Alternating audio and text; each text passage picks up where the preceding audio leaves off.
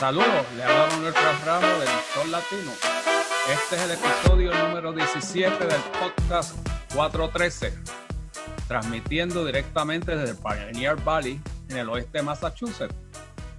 Como siempre, nos acompaña la directora de noticias de Holyoke Media, Natalia Muñoz. Saludos. Hoy se encuentra Johan Rashi Vega, fundador de Radio Plasma.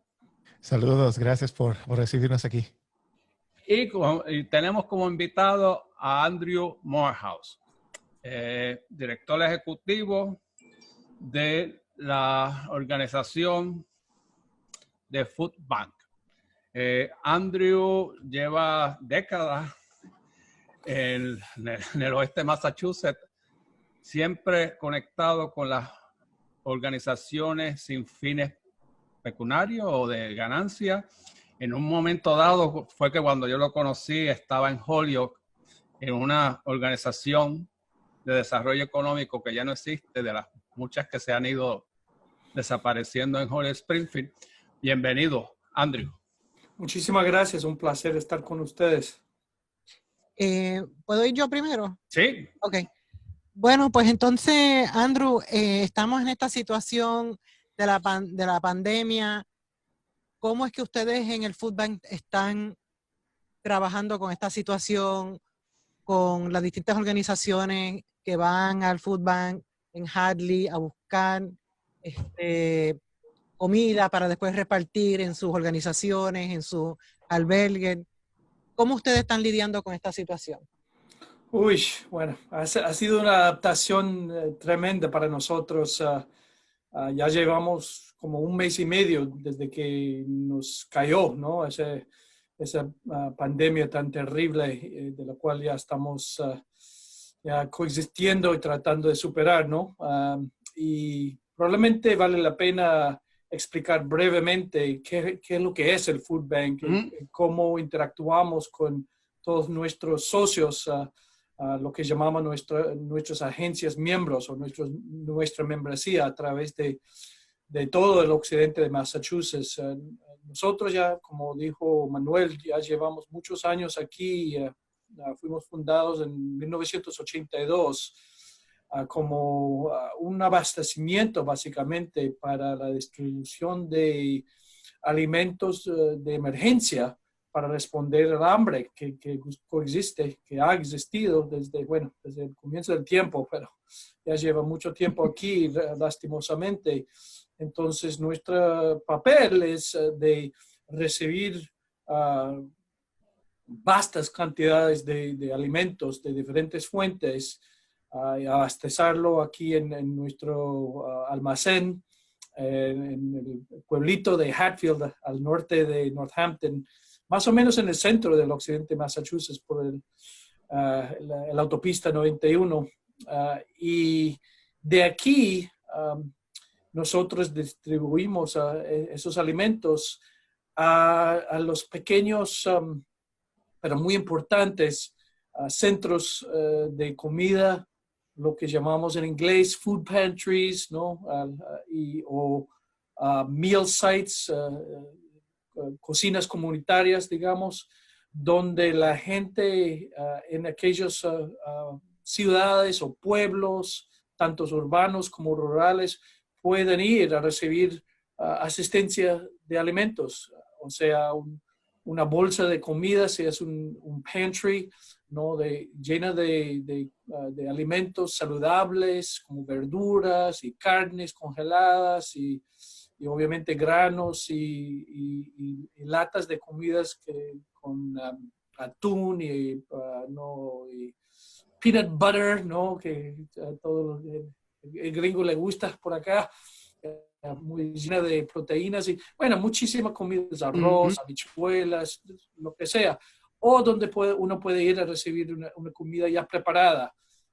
Entonces, nosotros tenemos 175 miembros en comunidades distintas, tanto rurales como urbanas, a través de todo el occidente de Massachusetts, donde la gente puede ir.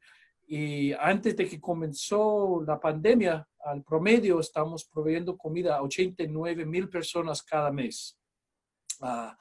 dada la circunstancia ahora, ya hemos visto un aumento de demanda por un 20% ahora. Y de ese 20%, un cuarto de las personas son nuevas, personas que nunca han ido a un centro comunitario para recibir asistencia de alimentos. Es decir, ¿no? Dado que hay tanta gente ahora que están perdiendo sus trabajos, ¿no? Quienes quizás nunca lo necesitaban, ahora ya pueden venir a recibir comida y nuestros centros están abiertos a todos, no importar si nunca han necesitado alimentos anteriormente o ahora, porque ese es nuestro papel, nuestra misión es proveer comida a quienes lo necesitan sin importar sus circunstancias. Nosotros no preguntamos por eso. Andrew, Bueno. tradicionalmente, ¿cuál era tu clientela antes de la pandemia? ¿Rural, urbana? Bueno, siempre los dos. Los dos. Sí, los dos, por supuesto, que en tantas comunidades chiquiticas hay siempre gente que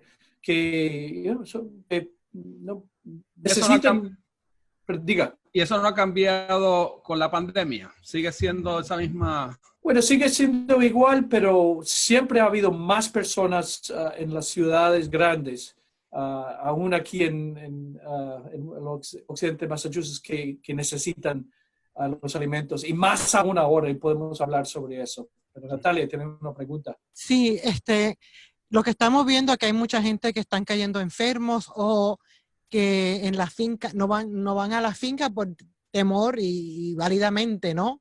De contagiarse o contagiar a gente en su familia. Entonces, ¿cómo eso afecta el supply chain al food bank? Claro, contestaré esa pregunta y después es muy importante que volvemos al tema que preguntó Manuel. Bueno, en cuanto de dónde recibimos los alimentos, históricamente recibimos casi 50% de nuestra comida, de los alimentos, en camiones grandes del gobierno federal y del gobierno de Massachusetts. 50%. El otro 50% proviene de los supermercados y de los agricultores aquí en el occidente de Massachusetts. ¿No? Los supermercados incluyen Big Y, Stop and Shop, Target, Walmart, los que todos reconocemos.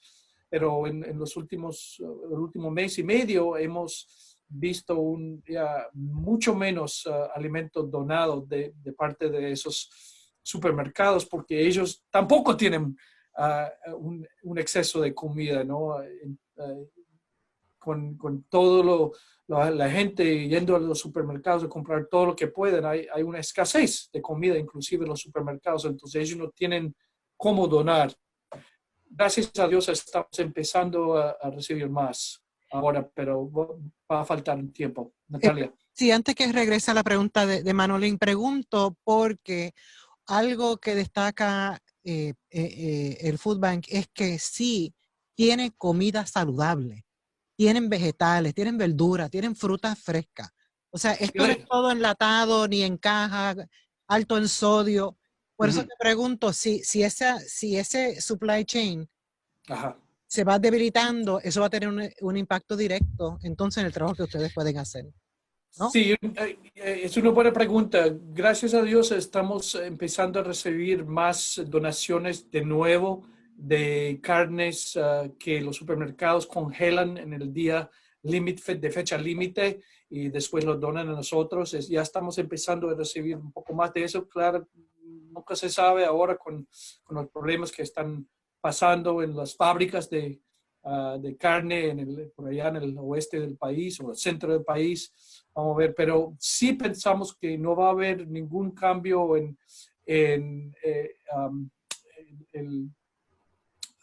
la cantidad de verduras frescas que recibimos, dado que tenemos muchos agricultores aquí en el occidente de Massachusetts que quieren donar, e inclusive muchos agricultores a través del país que ahora están buscando nuevos mercados para su sus productos, ya que las escuelas están cerradas, entonces tanto universitarias como secundarias y bueno, de todos los niveles. Entonces están buscando nueva clientela. Entonces, tradicionalmente, un cuarto de toda nuestra distribución de alimentos son verduras frescas, es decir, 3 millones de libras de verduras frescas y un tercio de eso proviene de agricultores aquí en el occidente de Massachusetts, de quienes compramos como 500,000 de verduras con fondos del gobierno estatal y la otra mitad de ese millón, otros 500,000 libras de verduras, esos agricultores nos donan con toda la bondad que tienen, porque, bueno, tenemos una cierta reciprocidad que es parte de los valores de todos los agricultores. Y, bueno, quisiera pensar que toda la gente, ¿no? Entonces, así estamos. Entonces, seguiremos distribuyendo mucho alimento fresco, verduras, carnes, bueno, y productos lácteos que representan más que 50% de todo nuestro inventario a través del año. Así es. Entonces, volviendo a la pregunta de Manuel, es sumamente importante. Ya todos reconocemos, y lo hemos visto en los medios de comunicación, la prensa, la televisión, el radio, y los que viven en las ciudades reconocen y lo viven por experiencia, que hay más gente en las ciudades han sido afectados por la pandemia que aquellos que viven fuera de la ciudad. Y eso obviamente es por condiciones de convivencia, ¿no? de vivir cerca al uno y al otro de sus vecinos. Pero también reconocemos que mayormente personas de color, latinos, afroamericanos, viven en esas ciudades. Entonces, por eso la comunidad de afroamericana y latina está más expuesta a la enfermedad de coronavirus. Y obviamente sabemos que eso no es un accidente, ¿no? Que esa realidad es el resultado de toda una larga historia económica, política, social en nuestro país que presenta esa circunstancia que tenemos que enfrentar como una sociedad si vamos en realidad, a enfrentar la disparidad económica y de salud y política que existe en este país. Son ya 9 semanas en las que hemos estado bajo esta situación de aislamiento y de vigilancia, de tratar de mantener estos números en la posibilidad de que no aumenten. Lo que sí fue inminente fue que el impacto del cierre de muchas actividades también afectó la distribución de alimentos en el comienzo de esta etapa para el Food Bank, al punto que se tuvo que suspender la distribución de alimentos en ciertas áreas, particularmente me refiero a Holyoke, y que afortunadamente se pudo restablecer en poco tiempo, coordinando esfuerzos con los diferentes lugares que están haciendo la distribución. Si nos pudiera contar un poco, Andrew, cómo ha sido este trabajo que a veces pasa desapercibido para muchas personas, pero ¿cuál ha sido este esfuerzo de mantener activa la distribución de alimentos para las comunidades que en este momento lo están necesitando tanto? Sí, agradezco mucho la pregunta porque eso enfoca o proyecta la luz en el trabajo increíble que ha hecho mis colegas aquí en el Food Bank con sus socios en las comunidades como Holyoke, porque nunca hemos enfrentado una experiencia así, ni siquiera durante la gran recesión, porque no hubo esa interrupción de distribución, porque no hubo ninguna pandemia, ¿no? Solo había mucha gente que necesitaba comida. Ahora tenemos la combinación de los dos. Entonces, tiene completamente la razón. En las primeras semanas hasta ahora hubieron muchos centros comunitarios a nivel local que tuvieron que cerrar sus servicios por el miedo de contagiarse, ¿no? Con el virus y la preocupación por su seguridad personal, su salud. Entonces, en un momento dado había como, diría yo, 24, 25, por ahí, hasta más centros comunitarios que cerraron sus puertas temporalmente. Ya estamos en otra situación ahora. Solo falta como 20, 19 centros ahora quienes todavía están cerrados. Muchos de ellos cada día están, o cada semana ya están empezando a abrir. Mayormente existen 10 todavía, lo que llamamos nosotros nuestros sitios de brown bag, ¿no? De bolsas marroncitos, que distribuimos a los envejecientes en los centros para ancianos, los ancianatos. Y casi todos se ubican en la ciudad de Springfield, porque la ciudad de Springfield decidió cerrar todos esos centros para ancianos. Y eso es un programa de distribución directo provisto por el Food Bank. El otro es lo que se llama el Mobile Food Bank, donde nosotros distribuimos alimentos a 26 diferentes sitios en comunidades donde se encuentra lo que llamamos en inglés food deserts, ¿no? Desiertos de comida, donde no hay acceso a alimentos a un precio módico y donde se puede encontrar una mercancía bastante amplia que incluye comida saludable, fresca. Entonces, muchos de esos mobile food banks también cerraron en un momento dado. Había como 13, ahora solo faltan 3 que están suspendidas todavía. Y desafortunadamente 2 se ubican en la ciudad de Holyoke. Entonces, en este momento estamos trabajando con nuestros colegas para determinar si podemos encontrar y utilizar un estacionamiento de un colegio para sustituir como un depósito, un centro para distribuir alimentos a través del Mobile Food Bank hasta que esos colegas, socios pueden abrir otra vez. Entonces, estamos en eso tanto en Holyoke como en Springfield también. Esos son las últimas 2 ciudades donde se enfrenta esa situación. Entonces, ha sido una experiencia de adaptación definitivamente, y todavía estamos en eso, pero gracias a la colaboración de mucha gente en todas esas comunidades hemos descubierto una manera de comunicarnos y coordinarnos para encontrar soluciones para nuevos locales y más voluntarios para proveer ese servicio a la comunidad. Andrew, ahorita tú estás hablando sobre las carnes que llegan y tienen fecha de caducidad. ¿Puedes hablar un poco sobre eso? Porque eso para mucha gente levanta la duda que si la comida aún se puede comer. Obviamente sí, porque si no ustedes no estarían distribuyendo la comida. Pero, Sí. ¿cuál es la ciencia detrás de eso en términos de, ok, esta carne, esta hamburguesa caducaron el 20 del mes, pero todavía se puede distribuir hasta el 20 del siguiente mes? O sea, explíquenos ¿Cómo es eso? Sí. ¿Cómo Claro.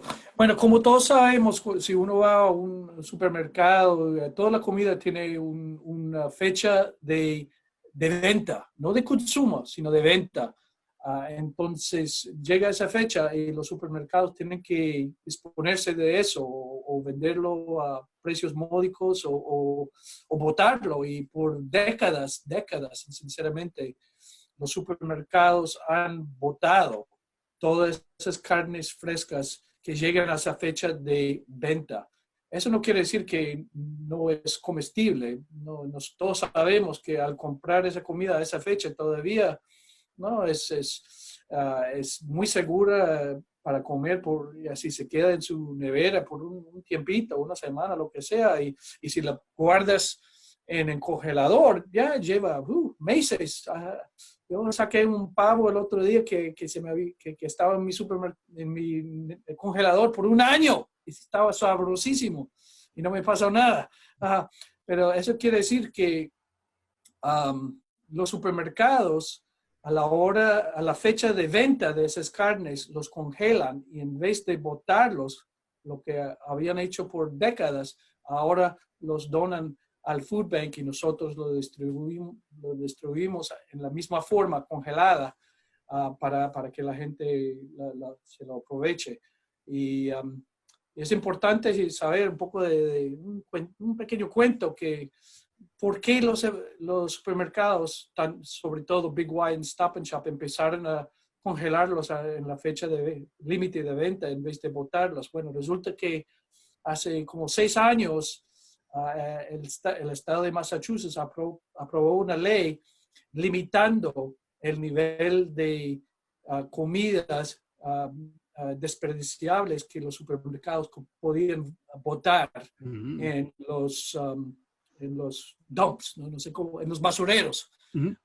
Entonces tuvieron que encontrar otra manera de deshacerse de esas carnes. Entonces, gracias a Dios, ahora en vez de botarlos, nosotros podemos recibirlas de una manera muy segura y proveerlos a gente quienes no pudieran comprarlo de otra manera.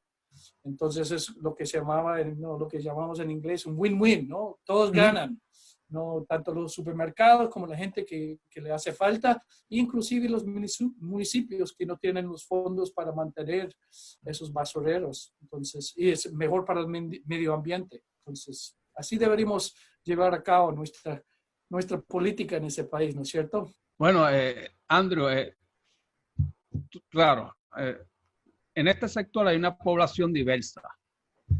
Ejemplo, entre los latinos están los puertorriqueños, está la comunidad dominicana. En Springfield es mucho más complicado, están los africanoamericanos, dentro de los africanoamericanos están los caribeños, están los vietnamitas. ¿Cómo tú juegas con la distribución de comida cuando hay una diversidad de gustos en el mercado? Esa es una buena pregunta y es un desafío para nosotros definitivamente, porque hay una diversidad cultural de consumo de alimentos también. Y mayormente recaudamos comidas a un volumen muy grande. Entonces, a veces es difícil encontrar alimentos muy especiales para ciertas comunidades. Un ejemplo es la comunidad somali, ¿no? De África, que tienen una dieta muy estricta y nos han acercado a nuestros colegas de, por ejemplo, Catholic Social Services, quienes trabajan mucho con esa comunidad de refugiados, ¿no? Los ayudan a venir a los Estados Unidos y después los apoyan y ellos nos han pedido si podemos comprar comida para esa población y realmente es difícil para nosotros porque otra vez nosotros compramos y adquirimos comidas en cantidades vastas y es muy difícil comprar pequeñas cantidades de comida para una población o no. Entonces, ese en sí es un desafío para nosotros. Para la comunidad latina y afroamericana es menos difícil porque son comunidades mucho más grandes. Entonces, sí podemos proveer alimentos en cantidades grandes o en volumen grande de los cuales están acostumbrados esas comunidades. Tantos productos de lata y de granos como verduras, ¿no? A nuestros agricultores locales contratamos mucha cosecha de, por ejemplo, collard greens para la comunidad afroamericana y para la comunidad latina. Bueno, comen mucho de lo que todos comemos, ¿no? Todas las verduras frescas. A veces hay casos un poco diferentes, ¿no? ¿Cómo que se llaman? Bueno, Plátano. Los calabacines que nosotros cultivamos aquí son diferentes, ¿no? a los que se cultivan en las tierras trópicas, pero parecidas. Entonces, por eso tenemos coordinadores de nutricionistas que les preparan recetas y los distribuyen para que la gente vaya experimentando y descubriendo nuevos gustos y para preparar sus alimentos. Pero no, de verdad, no tenemos mucho plátano duro aquí, eso sí. Pero sí hemos recibido una cantidad últimamente de plátano dulce y piña y naranjas que provienen del gobierno federal de otras partes del país. Oh. Y vamos a esperar muchísimo más producto provisto por el gobierno federal en los meses que vienen, principalmente a partir de julio, pagado por esos fondos que el Congreso aprobó o ha estado aprobando últimamente en respuesta a esa pandemia. Entonces tenemos un desafío de ahora hasta esa fecha de tener inventarios adecuados para responder a la demanda, dada la escasez de donaciones por parte de nuestros proveedores privados, ¿no? Es decir, los supermercados. Vamos a ver. Pero estamos comprando por la primera vez camiones de comida con los fondos que hemos recibido por la generosidad de la comunidad en los últimos meses. El problema es que han habido atrasos de esos camiones por la misma razón que los mismos supermercados se han enfrentado a atrasos. Entonces, todos estamos buscando comida donde sea. Pero ya están empezando a llegar, ya hemos recibido 2 camiones de comida, es decir, esos grandototes que se ven, ¿no? Por las autopistas, y nos falta unos 12 más que están en camino, y ya están ordenados y estamos esperando en los próximos meses. No cabe duda que el Food Bank es instrumental en este proceso de ayudar a la gente en un momento tan crítico y de tanta necesidad. ¿De qué forma se puede ayudar, puede apoyar este esfuerzo que el Food Bank está haciendo? ¿Cómo la comunidad puede de alguna forma contribuir de algún modo para ayudar a que este esfuerzo para llevarle alimentos a quienes los más lo necesitan pueda continuar? Agradezco muchísimo la pregunta. Hay muchas maneras. Uno, ante todo, es educarse, ¿no? Ampliar su conocimiento, su conocimiento de la situación. Tenemos una cantidad de información en nuestra página de red, foodbankwma.org. Hay una cantidad de información allá. Hay maneras de también prestar servicio voluntario y entonces verás una página en nuestra página de red acerca de eso. También se puede donar de dinero y hay una manera de hacer eso. Cada $1 donado al Food Bank nos ayuda a proveer el equivalente a 4 comidas. Entonces, lo que llamamos un cambio a su inversión social bastante grande. Y también se puede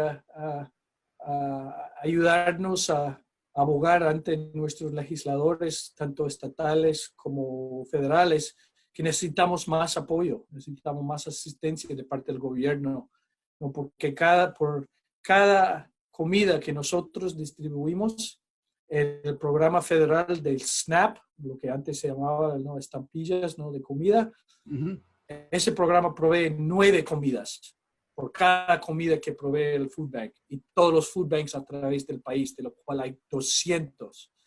Entonces, la importancia de los programas federales, tanto como SNAP, como las comidas para los niños, ¿no?, de colegio, son sumamente importantes, y ya que no hay jóvenes en los colegios, ellos pueden ir igual o a los colegios o a otros centros para seguir recibiendo alimentos. Ese recurso, esos servicios y el programa de SNAP son sumamente importantes. Entonces, muy, muy urgente que la gente comunique eso ante sus legisladores, porque en este momento nuestros congresistas y senadores están luchando por garantizar más fondos para esos programas.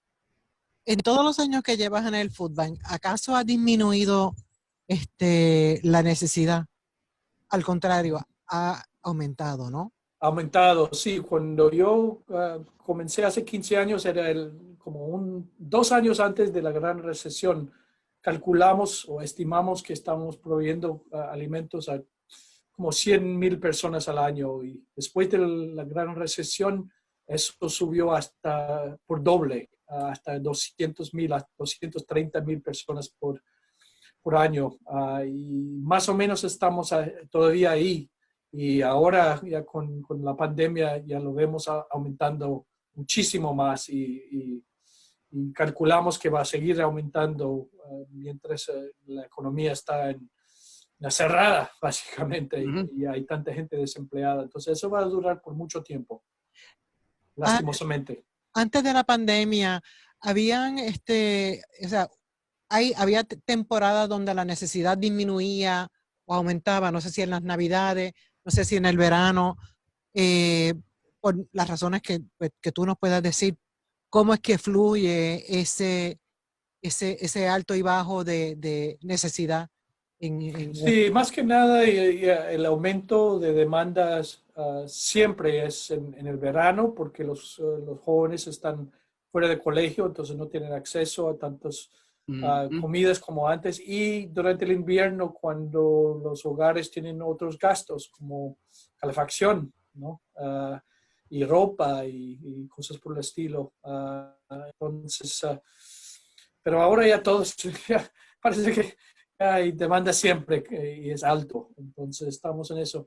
Pero quisiera mencionar que tanto como la distribución de alimentos directos a la gente y a través de nuestros socios, a través de todo el área, también tenemos 4 personal aquí empleados en el Food Bank aquí, quienes están asistiendo a aquellas personas quienes quieren recibir los beneficios de SNAP mensuales, y quienes quizás no lo están recibiendo ya. Y entonces, antes de la pandemia, esas 4 personas estaban ayudando al promedio 1,000 personas cada año para aplicar para asistencia de SNAP, ¿no?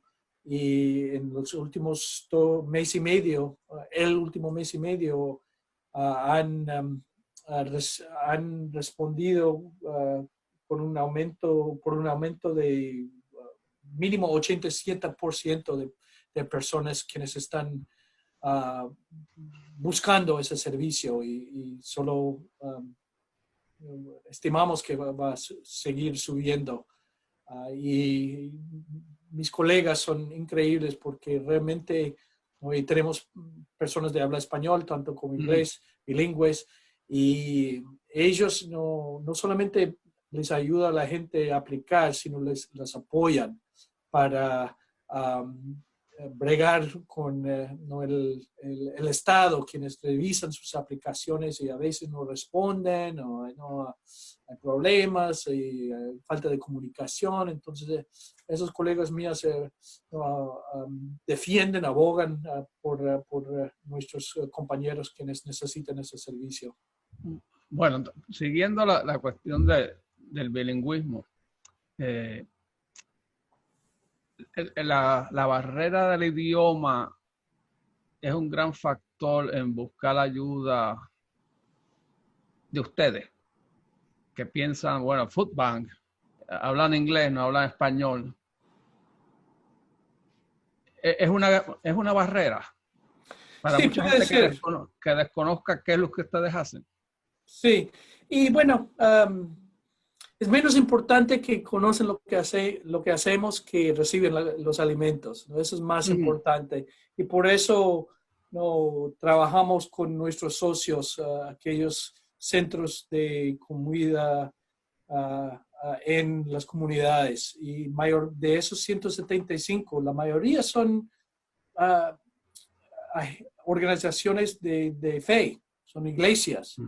Entonces ellos conocen su comunidad, conocen su membresía y sus vecinos y hablan el idioma y conocen la cultura. Entonces ellos pueden, la gente que necesita alimentos, pueden ir a esos centros y todos se pueden encontrar en nuestra página de red. Si cliquea al botón Get Help, ¿no? Ayuda. Entonces hay una lista y lastimosamente no está en español, pero se puede hacer el Google traducción y más o menos es el equivalente. Pero más que nada yo creo que la mayoría de la gente o saben dónde pueden ir en su comunidad para comida o deberían simplemente preguntar a su pastor o a su vecino y ya sabe cómo mueve el chisme en la comunidad. Sí se puede. Sí, porque los individuos no van al food bank a buscar. Correctamente.